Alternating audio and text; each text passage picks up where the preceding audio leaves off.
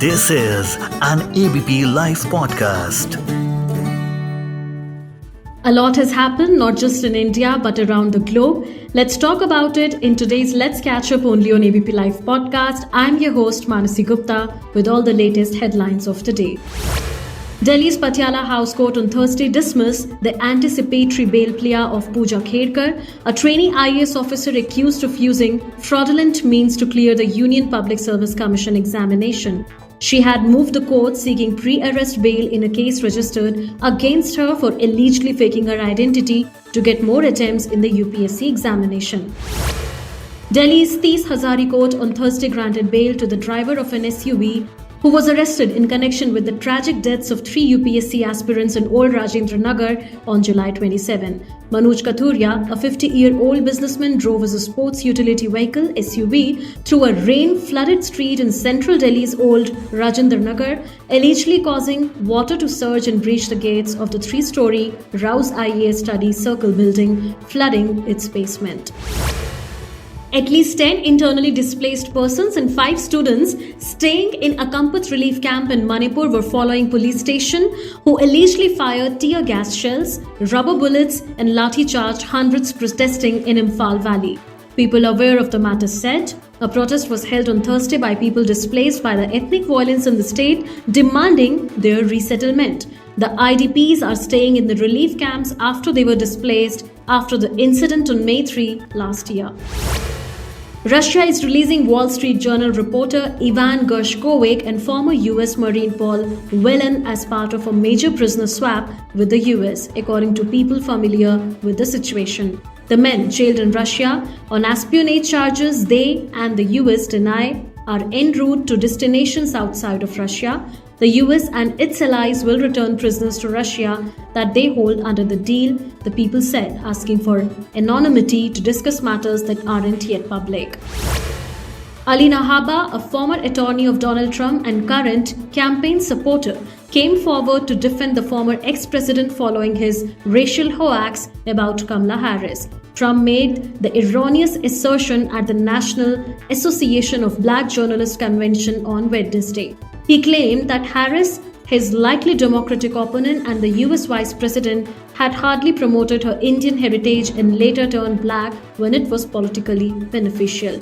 The GOP presidential candidate has drew immense backlash over his offensive remarks against Harris.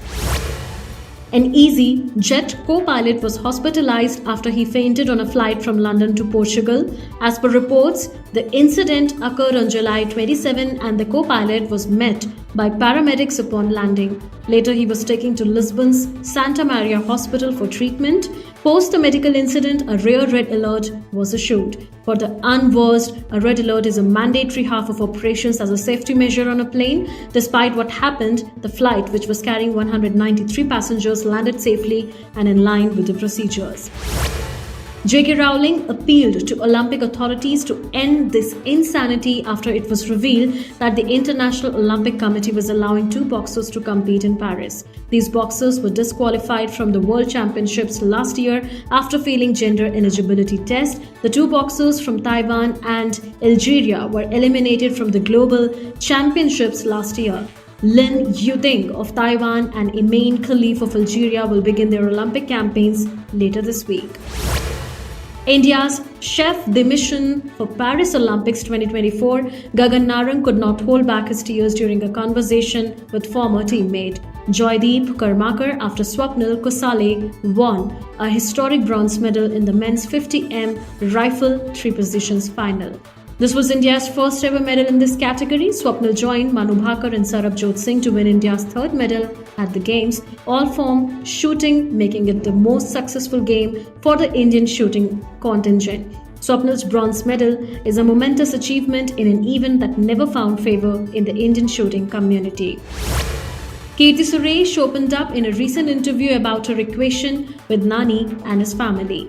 Talking to Cinema Vikatan, she shared that Nani's son Arjun, whom they lovingly call Junnu, calls her Kitty Atta. Kirti spoke about Nani and shared that she visits his family whenever she is in Hyderabad. She said, "Nani and I quite close. He is so passionate about cinema, improvising on set."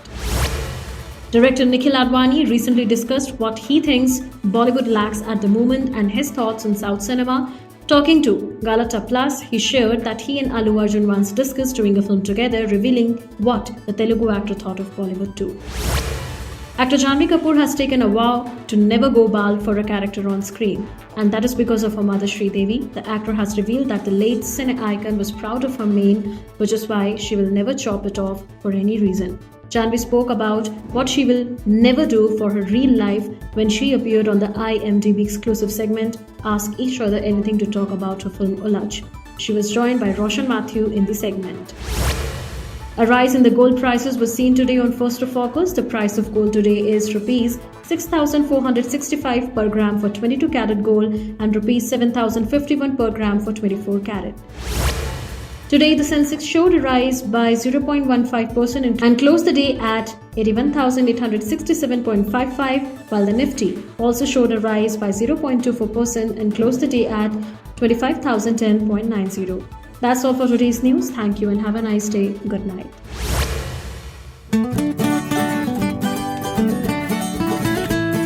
This is an ABP Life podcast.